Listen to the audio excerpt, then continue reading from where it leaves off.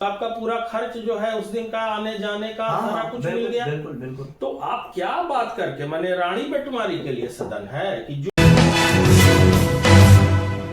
नमस्कार, स्वतः के डिजिटल प्लेटफॉर्म पे आपका स्वागत है। मैं हूं प्रशांत। लोकतंत्र का मंदिर संसद को कहा जाता है, लेकिन संसद में और विधान मंडल में बैठने वाले माननीयों का आचरण व्यवहार कभी ऐसा हो जाता है जो असंसदीय की श्रेणी में आता है।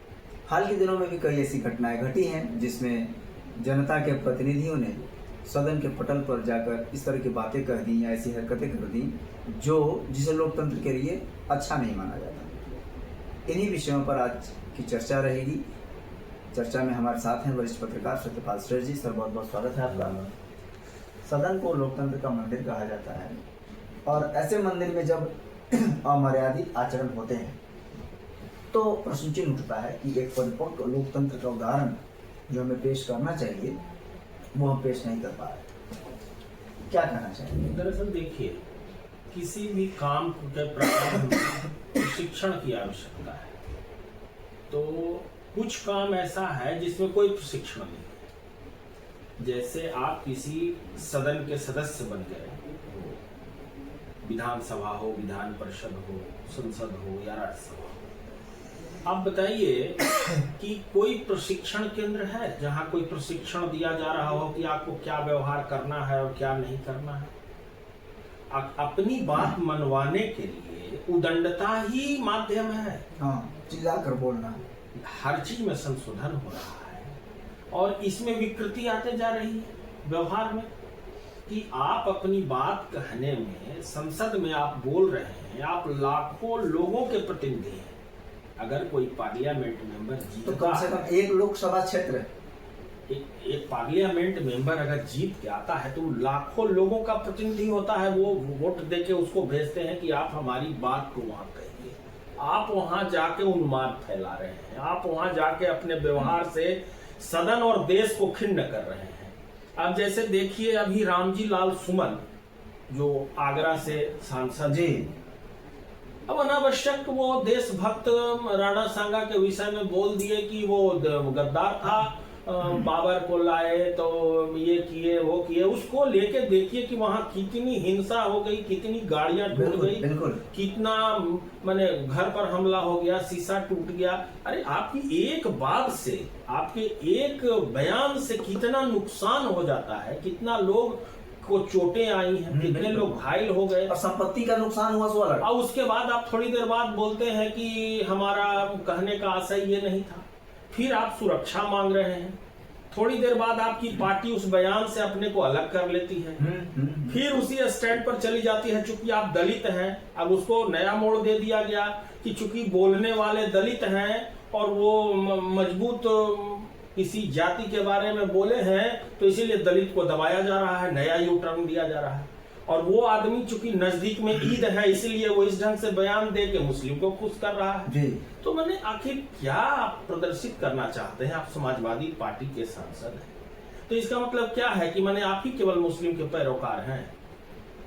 प्रधानमंत्री ने तो आज ही बांग्लादेश के जो वहां अभी प्रशासक हैं मोहम्मद यूनुस को पत्र लिखा है जी कि हम लोग संघर्ष में साथ रहे, हम लोग जो है मैंने हम लोग का साझा इतिहास रहा है, साझा इतिहास रहा है। तो आप ही केवल पैरोकार हैं। सोचिए, जबकि बांग्लादेश में कितने हिंदुओं के साथ दुर्व्यवहार हुआ, बावजूद हम अपना सौहार्द परोस रहे हैं, हम अपना बेहद अच्छा व्यवहार परोस रहे हैं, हम नहीं भी भेज सकते थे। तो ये समझने की जरूरत है। दूसरा देखिए, अभी कल जो है राहुल गांधी द्वारा जो किया गया, ठीक है आप भाई बहन में बहुत प्रेम है, लेकिन प्रेम की जगह है ना, आप जो है अगर पार्लियामेंट में जाके और घर जैसा व्यवहार करने लगेंगे, सदन चल रहा है, अध्यक्ष बैठे हुए हैं, प्रधानमंत्री बैठे हुए हैं और सदन में सदस्य प्रियंका गांधी के आगे के रो के सांसद खड़ा होकर बोल रहे हैं, अपनी बात रख रहे हैं, आप जाके अब अपनी बहन का आप काल छू दिए।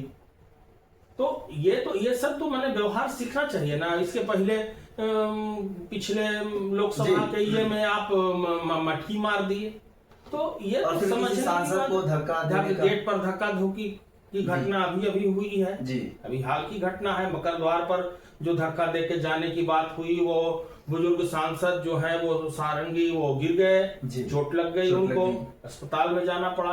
तो जैसे एक तो आप लाइव रहते हैं, आप लोग सारा देश कैमरा देख रहा है, कैमरे के नजर में है आप, पूरी आपके एक एक छोटे छोटे व्यवहारों, छोटी छोटी गतिविधियां जो हैं वो बिल्कुल कैमरे में कैद हो रही हैं।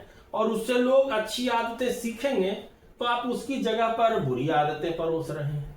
तो ये तो सोचने की बात है। अब देखिए, जैसे अखिलेश यादव ने आज कह दिया कि ये जो भाजपा वाले हैं ये गाय और गोबर दुर्गंध फैला रहे हैं गोबर से। बताइए, माने कोई भी पूजा का आरंभ बिना गोबर गणेश के, गोबर गणेश, अखिलेश यादव के घर में भी अगर पूजा होती होगी तो ऐसे होती तो बिना गोबर गणेश के पूजा, दूब और गोबर के बिना नहीं होती है पूजा।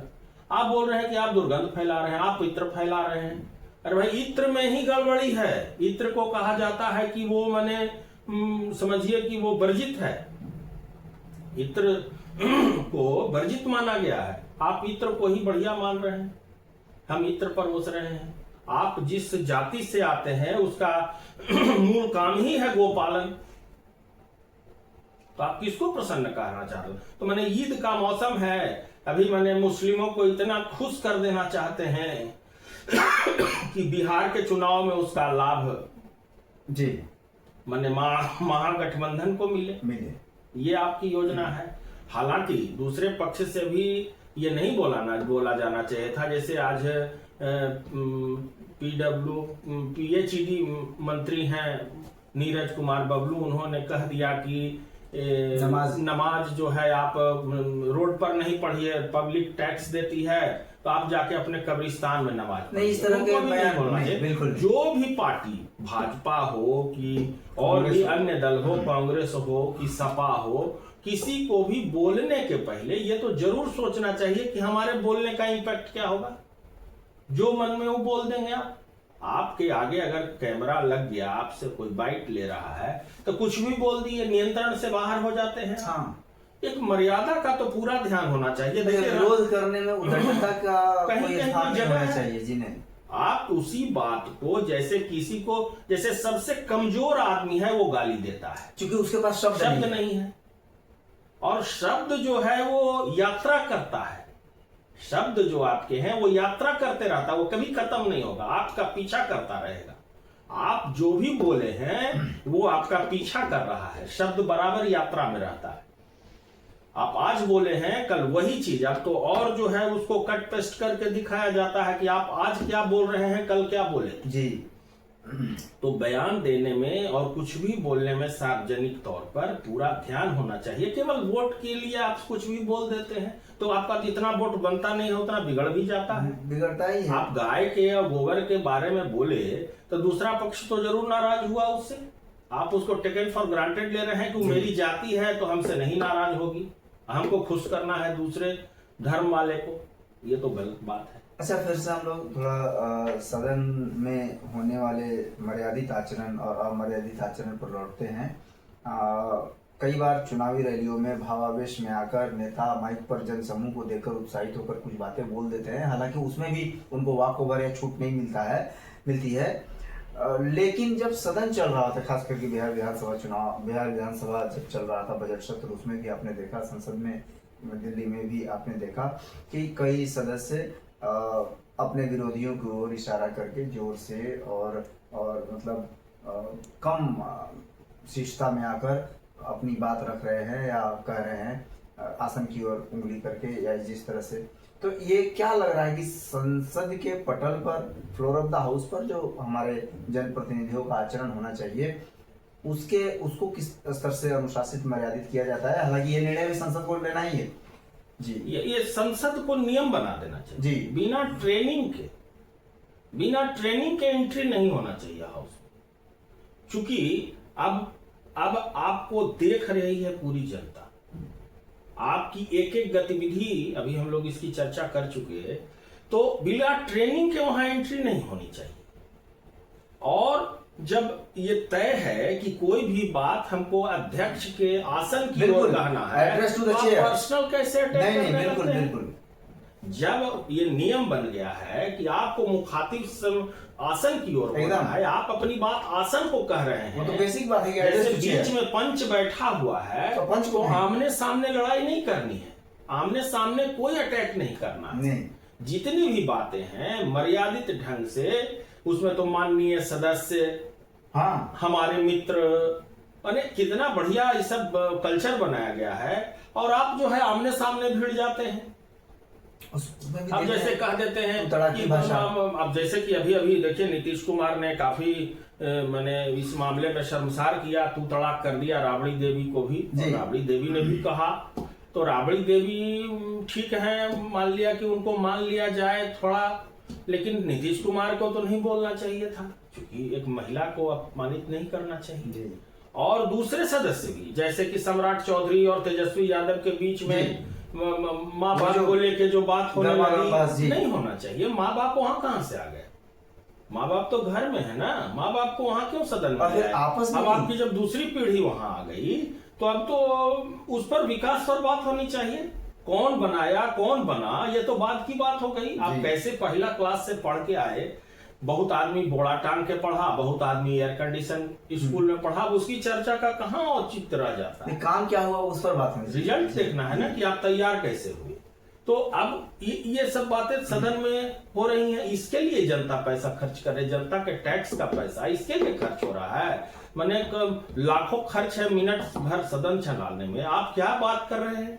सदन चल नहीं पा रहा है, सदन स्थगित हो रहा है, लेकिन आपका टीएडीए तो बन रहा है। आप हाजिरी बना देते हैं तो आपका पूरा खर्च जो है उस दिन का आने जाने का सारा कुछ मिल गया। बिल्कुल बिल्कुल। तो आप क्या बात करके, मैंने रानी बेटमारी के लिए सदन है कि जो मन में सो आके यहाँ बोल दे। और वो आपकी मर्जी, आपकी सुविधा के लिए नहीं है, वो जनता के लिए है, टैक्स पेयर के पैसे से चलता है। और यह बात हर जनप्रतिनिधि को हर समय याद रखना चाहिए। मुझे लगता है कि ये कोई कहने सुनने की बात नहीं है, ये तो जितनी सुविधा सदस्यों को है जी।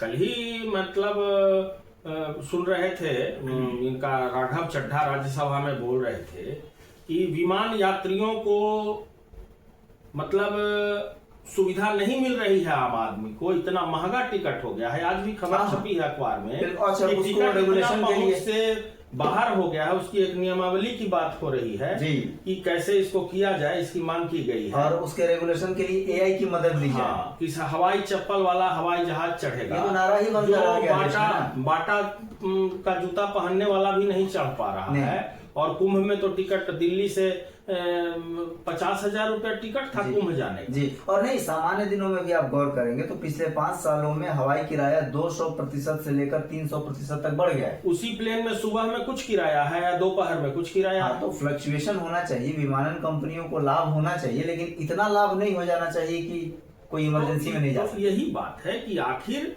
कोई भी चीज जब हो रही है तो उसकी एक हेल्दी परंपरा होनी चाहिए कि आखिर आप किन मुद्दों पर बात कर रहे हैं, बिल्कुल चर्चा क्या हो रही है, उससे जनता को क्या फायदा हो रहा है। बिल्कुल टू दी पॉइंट चर्चा होनी चाहिए और तहजीब से चर्चा होनी चाहिए। अपनी बात कहने का अंदाज बिल्कुल ही एकदम शालीन होना चाहिए कि सामने वाले को बुरा भी न लगे। और बात एक चैनल पर विज्ञापन आता है, एक न्यूज चैनल का विज्ञापन है कि आप अपनी बात भी कह देते हैं और लोगों को बुरा भी नहीं लगता है। कपिल शर्मा ऐसा कह रहे हैं एक न्यूज चैनल के एंकर को कि आप अपनी बात भी कह देते हैं, लोगों को बुरा भी नहीं लगता है। तो ऐसा होना चाहिए ना, या आप अपनी बात भी आसन को कह दीजिए। तब होगा जब उच्च शिक्षित लोग सदन में बैठेंगे। हाँ, या उसकी ट्रेनिंग हो, या ट्रेनिंग, आप अपनी बात कैसे कहिए, आप अपनी बात ये कहिए, हमको ये बात कहनी है, इसको किस ढंग से कहा जाए। वहां ये करने के लिए सदन नहीं है कि उसकी गरिमा और उसका अनुकरण करने के लिए लोग वहां सरेआम देखते हैं कि सदस्यों के बीच तूतू मैं होने लगती है। तूतू मैं वहां की बात पर तुरंत बाहर में हंगामा शुरू हो जाता है, लोग मारपीट कर नहीं देख रहे हैं। अब देखिए ना कि रामजी लाल सुमन की बात पर कितना अभी हंगामा हो गया वहां। या मान लिया अखिलेश यादव ने जो कहा है, देखिए कल से बहुत पहले एक लोकसभा अध्यक्ष हुए, उनको मैंने कहते हुए सुना था, वो संभवतः सोमनाथ चटर्जी थे या सोमनाथ चटर्जी ही थे संभवतः।